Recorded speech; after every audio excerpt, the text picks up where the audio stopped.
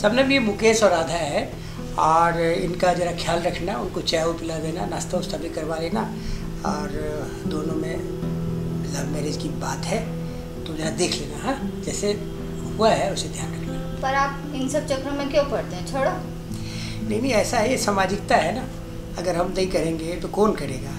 ये समाज ऊंच नीच जात के बंधन में अभी भी बंधा हुआ है, और ये लोग पढ़े लिखे हैं, अच्छे हैं, एक दूसरे को स्नेह करते हैं, तो उसमें अगर हम इन दोनों को मिलाने का काम करते हैं तो ये कोई बुरी बात नहीं है, अभी एक सामाजिकता है। अरे सुनो, हरी बाबू आए। बस कर दिए थे इशारा, अब थोड़ी देर में चाय हाजिर। अरे ऐसी बात नहीं है, आपके बहाने हमको भी तो चाय मिल जाएगा, हम केवल आपके लिए नहीं कर रहे हैं। और आप बताइए, आप यहाँ आना कैसे हुआ आपका? आपको मालूम नहीं है? छोड़िए ना, हमें तो पूरा मालूम है, भारत में क्या हो रहा है, मिथिलांचल में क्या हो रहा है, इंग्लैंड में क्या हो रहा है, पूरी दुनिया में किस तरह की घटनाएं घट रही है, मुझे सारी चीज़ें मालूम है, और हम मालूमात करते रहते हैं। लाइब्रेरी में तो बैठे हैं, लेकिन वो चीज़ मालूम नहीं है जो चीज़ आप मुझे कहने आए हैं या कहना चाह रहे हैं, उसको जरा आप खुद मुझे बताइए। आपको सच में मालूम नहीं है? एकदम मालूम नहीं है। मालूम होता तो फिर आपसे क्यों पूछ रहे होते हैं? आपको सच में मालूम नहीं है? नहीं, क्या आप कहना चाहते हैं पहले बताएं तो। राधा के बारे में? अरे राधा को मैं क्यों नहीं जानूंगा, वो तो बहुत संस्कारी विलक्षण लड़की है, वो मेरी स्टूडेंट रही हुई है, पढ़ने में बहुत अच्छी है, हर चीज में बहुत अच्छी है, उसको तो मैं पूरा जानता हूँ। तो उसने तो खानदान का नाक कटा दिया। ये क्या कर रहे हैं आप? वो घर से भाग गई है। अच्छा,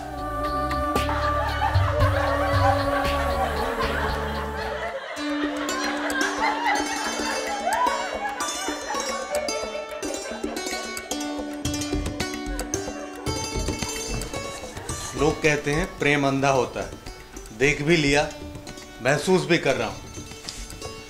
क्या जरूरत थी मुझे तुम्हारी बात मानने की? आंखों से देख सकता हूं, मुंह से बोल सकता हूं, लेकिन कान से ये फोन सुन नहीं सकता। घर से फोन आ रहा है, क्या जवाब दूं? बता दो कि राधा के साथ हो। मना किसने किया? तुमने मना नहीं किया तो किसने किया? मैं तो चुटकी में बैंड बजाकर शादी कर लूं, कोई समस्या नहीं है। हाँ, मेरी माँ गुस्सा जरूर करेगी, लेकिन जल्द ही मान जाएगी और खुश भी हो जाएगी। और नहीं हुई तो? मेरी माँ है, मैं जानता हूँ। और मेरी माँ का एक सपना है कि उसकी बहू बहुत खूबसूरत हो, और मेरी नज़र में तुम बहुत खूबसूरत हो। क्या मतलब है तुम्हारा? दुनिया जानती है कि मैं कितनी खूबसूरत हूँ, लेकिन दुनिया ये नहीं जानती कि तुम सिरफिरी भी हो। और तुम भी घनचक्कर हो, ये भी कोई नहीं जानता। तुम तो जानती हो, इतना काफ़ी है। और हाँ, मैं सिरफिरी नहीं हूँ, ये तुम्हें भी पता है। अबे यार, क्या बच्चों की तरह झगड़ना ही हमारी नियति है? नहीं, प्यार से बात करो, प्यार से रहो, तसल्ली रखो, क्या प्रॉब्लम है? देखो, मुझे डर है कि कोई पुलिस में जाकर रिपोर्ट ना कर दे कि मुकेश लापता है, जिसकी लंबाई 5 फीट 10 इंच, रंग गेहुआ, नाक सीधी। गलत, नाक पकौड़े जैसी। तुमने मेरे नाक को पकौड़े जैसा कहा? तुम्हारी आंखों में प्रॉब्लम। हाँ, प्रॉब्लम तो है। अगर प्रॉब्लम ना होती तो तुमसे प्यार कैसे करती?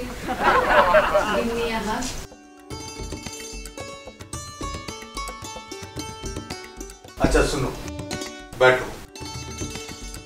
मैं कुछ देर और यहाँ रहा तो मैं फ्यूज हो जाऊंगा। ऑफिस से बॉस का फोन आया था, मैंने बहाना बनाया कि मैं दादी के साथ अस्पताल में हूँ।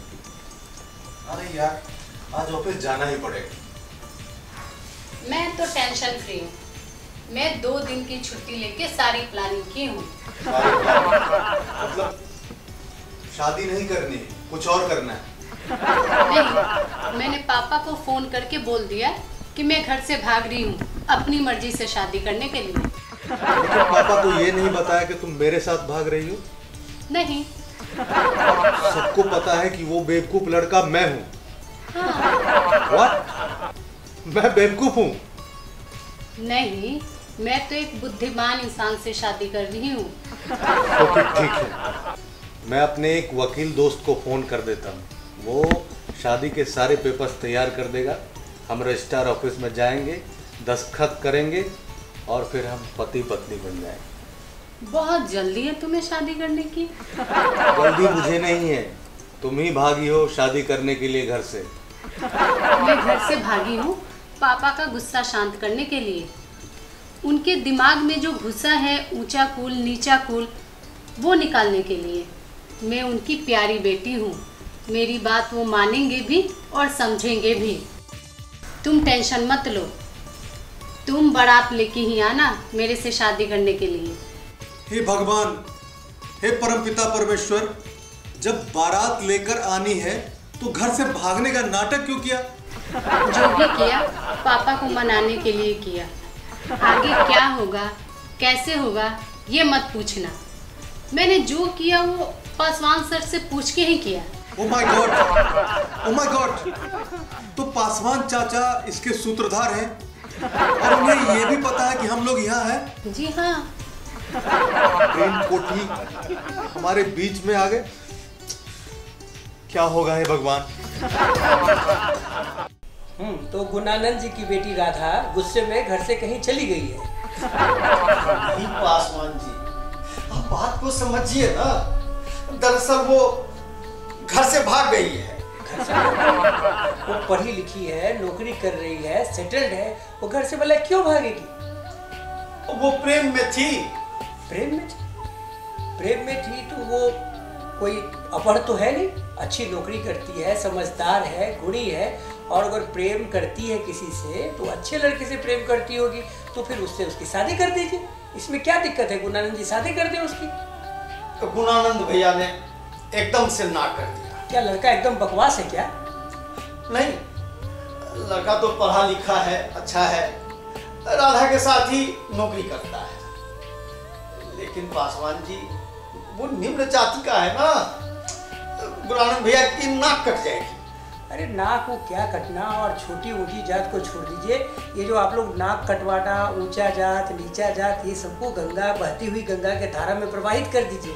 समाज बहुत आगे बढ़ चुका है। आपको अगर लड़का लड़की दोनों अच्छा है तो आप अपने नाक को बचाइए और उन दोनों की शादी करवा दीजिए। ये गलत बात है, ये ऊंची नीची जात की बात करना। अब तो लड़के का पैरवी करने लगे। अरे भाई, मैं लड़की या लड़के का पैरवी नहीं कर रहा हूँ, मैं इंसानियत का पैरवी कर रहा हूँ, मैं उसका पैरोकार हूँ।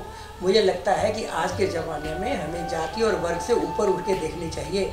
लड़का लड़की जहाँ खुश हो, जहाँ दोनों की मानसिक एकता हो, जहाँ दोनों बढ़िया से रह पाए, वैसे परिवार में उनको यह स्वतंत्रता होनी चाहिए कि अपने से अपने वर्ग का चुनाव कर पाए। और एक बात और भी याद रखिए, राधा कोई गैर नहीं है, वो मेरी बेटी है और उसकी इच्छा का सम्मान करना, इज्जत करना हम लोगों का कर्तव्य है और हम लोग करेंगे उसको। बेटी का सम्मान जरूरी है तो इज्जत भी जरूरी है। अब ये प्रेम की बात बहुत ज्यादा फैलती है समाज में। गुणानंद भैया की लड़की है तो मेरी भी बेटी हुई ना, इसलिए आपके पास आए हैं। आपके हाथ जोड़ता हूँ, ये शादी रोक लीजिए पासवान। अरे हम कोई ब्रह्मा है जो शादी रोक लेंगे? सबसे पहले आप चाय पीजिए। लो भाई, लो चाय लो। और सुनो, तुम जरा यही रहना, आपको एक जगह चिट्ठी ले जानी है, हम आपको बोलेंगे तब जाना, ठीक है? जाओ चाय पीजिए। अरे पासवान जी, राधा आपकी लड़की है तो लड़का भी आप ही का है। मेरा लड़का भुवन, वो तो 12वीं क्लास में पढ़ता है। नहीं पासवान जी, तो फिर कौन? आपका भतीजा मुकेश पासवान। अच्छा, मुकेश।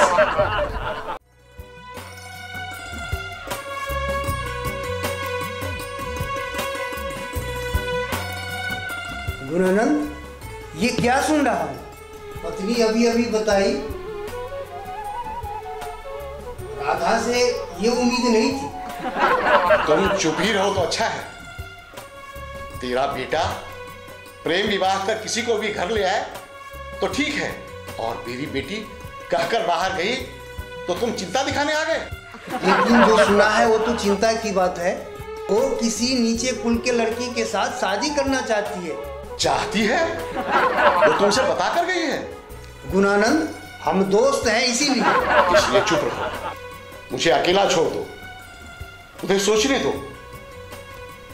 याद है मुझे, जब तेरे बेटे ने घोषणा की थी कि वह अपनी मर्जी से शादी करेगा, तो तुम कितना चीखे और चिल्लाए थे। तुम्हें लग रहा था कि तुम्हारी दुनिया ही बदल जाएगी।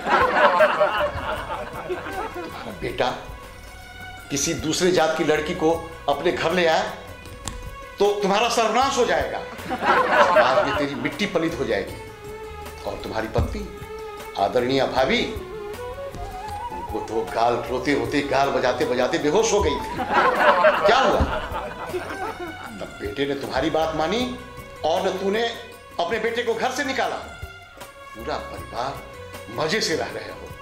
हाँ, ईश्वर की कृपा है। मेरे जले पर नमक क्यों छिड़कते आ गए? अभी राधा ने शादी नहीं की है और हम पूरी कोशिश कर रहे हैं कि राधा हमारी बात मान जाए। हम बैठे नहीं हैं, हमें किसी की मदद नहीं चाहिए। ये हमारे घर का अंदरूनी मामला है। मैं कौन सा बाहरी दोस्त हूँ? कल की तो बात है, प्राइमरी स्कूल में हम लोग साथ साथ ही पढ़ते थे। 40 साल की ही तो बात है। गणेश, अब तू जा, नहीं तो मैं चीख पड़ूंगा। मैं अंदर से बहुत गुस्से में हूं। मैं सोच रहा हूं कि मेरी बेटी मेरे खिलाफ कैसे जा सकती है। प्रेम अंधा होता है गुणानंद। तू बकवास बंद कर और जा यहां से। देख ले, तू मेरा दोस्त है और राधा भी हमारी बेटी है। दोनों साथ बैठ के कोई अच्छा सा समाधान निकाल लेंगे। तेरे पास कोई अच्छा रास्ता होता तो अपने बेटे के समय निकाल लिया होता। वही तो, ईश्वर की मर्जी समझने में हम लोग देर कर देते हैं। घर चल, वहीं चल के बात करेंगे। मैं आपकी बात मान ही लूं तो क्या गुणानंद भैया मान लेंगे? देखिए हरि बाबू, गुणानंद जी गुस्से में नहीं है। गुस्सा, व्यथा और दुख, आपको ये मानना पड़ेगा कि तीनों अलग अलग चीजें हैं। अब लोग बढ़ रहे हैं और राधा कोई मूर्ख नहीं है, पढ़ी लिखी लड़की है। अब लोगों को जात पात के बंधन में नहीं बांधना चाहिए। आप निश्चित रहिए, जब जरूरत पड़े तो मेरा साथ आप देते रहिएगा और सब बात को हम संभाल लेंगे। सब चीज ठीक हो जाएगा। लेकिन गुणानंद भैया को अपनी जगह से हिलाना बहुत मुश्किल होगा। कोई मुश्किल नहीं होगा। गुणानंद जी पढ़े लिखे लोग हैं, अच्छी तरह से समझ जाएंगे। ऊपर से उनका मित्र गणेश अभी उनके पास है, उसका आधा व्यथा तो अभी तक दूर ही हो गया होगा। तो आप ये सब कैसे जानते हैं? मैं जानता हूँ। अगर मैं नहीं जानता तो आप मेरे पास क्यों आए हैं? इसलिए आए हैं ना, मुकेश मेरा भतीजा है। लेकिन मैं आपको एक बात शपथ पूर्वक कहता हूँ कि मुकेश तो मेरा भतीजा है, लेकिन उसने मेरे से अभी तक कोई बात नहीं बताई है। और राधा बिटिया मुझे सारी बात बताई है। वो खुद ही मेरे पास इस प्रपोजल को लेके आई थी और मेरे रहते हुए मैं आपको कहता हूँ, राधा बिटिया को जरा भी मैं कुछ गलत नहीं होने दूंगा। तो आप जानते हैं कि राधा कहाँ है? राधा जहाँ भी है सुरक्षित है। आप गुणानंद बाबू के पास जाइए और मैं राधा बिटिया को लेके वहाँ खुद आऊँगा। और आप एक काम कीजिएगा, चलिए वो काम मैंने किसी और को दे दिया है, कुरियर का काम। वो लड़का ले, जब आप वहाँ जाएंगे एक बंदा कुरियर लेके जाएगा और आप एक काम कीजिएगा, उस चिट्ठी को आप गुणानंद बाबू को पढ़ के सुना दीजिएगा।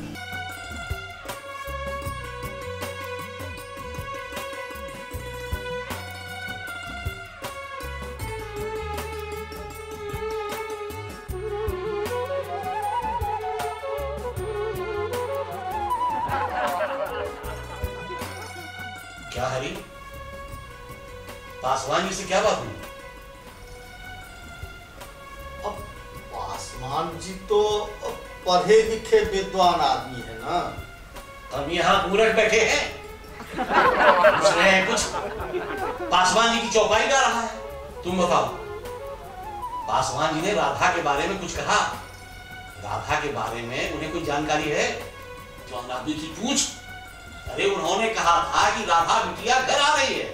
हाँ कहा था, लेकिन आप आगे कुछ बोलने देंगे तब ना मैं कुछ बोलूं। हाँ आ जाओ आ जाओ। श्री गुणानंद पानीग्रही पराशर संत मिश्रा के नाम कुरियर। तुम्हारा पूरा नाम लिखा हुआ है। कोई सरकारी चिट्ठी होगा। आपको सब पता है। हाँ भाई, साइन कीजिए यहाँ पर साइन। यहाँ साइन कर दूँ? हाँ हाँ। थोड़ा सिस्टम में रहा कर। ये ऐसी रजिस्टर वगैरह लेकर के आएगा तो कोई भी आदमी नकली बोल देगा। चुप कर तू। कुरियर वाले को प्रवचन देने लगा। तू जा भाई, तेरा काम हो गया। पढ़ क्या लिखा है, पर चिट्ठी खोल पढ़। अरे इधर उधर क्या देख रहा है? चिट्ठी खोल के देख किसकी है। सरकारी चिट्ठी होती तो सरकारी लिफाफा होता। देख क्या है, किसकी है चिट्ठी। ऊपर में ही तो लिखा है, आपकी बेटी राधा। नमस्कार। नमस्कार, बैठिए। अहो भाभी जो आप हमारे यहाँ धन्यवाद। फोन करके बताया था कि घर से बाहर जा रही है। अब चिट्ठी लिख के क्या बताना चाहती है? राधा ने कोरियर से चिट्ठी भेजा है। ठीक है, तो फिर पढ़िए उसको। वैसे चिंता करने की जरूरत नहीं है। मुकेश को मैंने ठीक कर दिया है, वो वही करेगा जो मैं कहूँगा, उसमें कोई दिक्कत नहीं है। आप चिट्ठी पढ़िए। पिताजी मुझे माफ कर दीजिए, सॉरी। यही लिखा होगा ना, मेरी बेटी है, मैं उसे जानता हूँ। अरे हरी, तुम पढ़ो, चिट्ठी पढ़ो आगे। पिताजी प्रणाम। घर से निकली थी मुकेश के साथ शादी करने। आप सब जानते हैं कि मुकेश भले ही हमारी जाति का नहीं है, लेकिन वो पढ़ाई में अव्वल रहा है और आज उसके पास अच्छी नौकरी है। वो एक अच्छा इंसान भी है, सबकी इज्जत करता है और लोग उससे प्यार भी करते हैं। मैंने उसे अपना ही जीवन साथी चुना था, लेकिन शायद उसको घमंड हो गया कि वो मुझसे अच्छा है और ये बात मुझे अच्छी नहीं लगी। ये तो होना ही था। मेरी मुकेश से जमकर लड़ाई हुई और टोनी नाम के लड़के ने उस वक्त मेरा साथ दिया और मैंने फैसला कर लिया कि टोनी के साथ शादी करूंगी। शादी कोई खेल है क्या? ये कौन है टोनी? क्या करता है? आगे लिखा है, टोनी एक आधुनिक लड़का है, स्मार्ट है, पूरे बॉडी पर डिजाइन किया हुआ टैटू है, बाल को सुनहरे रंग से रंगा रहता है। गिटार इसने खरीद लिया था, लेकिन सीख नहीं पाया। एक बार घर वाले ने फीस के पैसे दिए थे, लेकिन टोनी ने वो पैसे ड्रग्स लेने में खर्च कर दिए। वो लड़का ड्रग्स लेता है? अब पापा संगत गलत हो गई, सो इस ड्रग में पड़ गया। ड्रग्स में पड़ गया सो 10वीं में एक बार फेल करने के बाद आगे नहीं पढ़ पाया। इसके पास बड़ा सा घर है, लेकिन वहां वो जा नहीं सकता क्योंकि उसके माँ बाप ने उसे घर से निकाल रखा है। पापा नहीं कहता है कि मुझसे उसकी शादी होते ही सब ठीक हो जाएगा। कहीं से मुझे जहर लिया करके दो, मैं मर जाना चाहता हूँ। जहर न मिले तो कहीं से रस्सी लिया के दो, मैं फांसी लगा के लटक जाना चाहता हूँ। ये कौन से नशेड़ी टोनी के चक्कर में पड़ गई है? इसे तो कई गुना अच्छा वो लड़का मुकेश था, अच्छा पढ़ा लिखा, अच्छी नौकरी वाला। अरे जाति कुल से क्या होता है? जाति कुल को धोकर पीते रहो और बेटी किसी नशेड़ी के साथ शादी कर ले। पासवान जी, कहीं से बंदूक का इंतजाम कीजिए। टोनी और राधा का काम खत्म करना है। अब मैं जीकर क्या करूंगा? आगे भी कुछ लिखा है, सुन लीजिए। सुना? आगे भी कुछ लिखी है? अब तो जरूरत से ज्यादा गुस्सा हो गई। टोनी वाली बात तो मैंने इसलिए लिखी कि आप समझ सकें गलत क्या है। मुकेश से मैं प्रेम जरूर करती हूँ, किंतु आपकी इजाजत के बगैर शादी नहीं करूंगी। इसे कहते हैं पढ़ी लिखी संस्कारों वाली बेटी। मुझे मुकेश और अपनी बेटी राधा का रिश्ता मंजूर है। कहाँ है मेरी बेटी? वो तो कब से दोनों आपके आशीर्वाद का इंतजार कर रहे हैं। अंदर आ जाओ, कहाँ हो?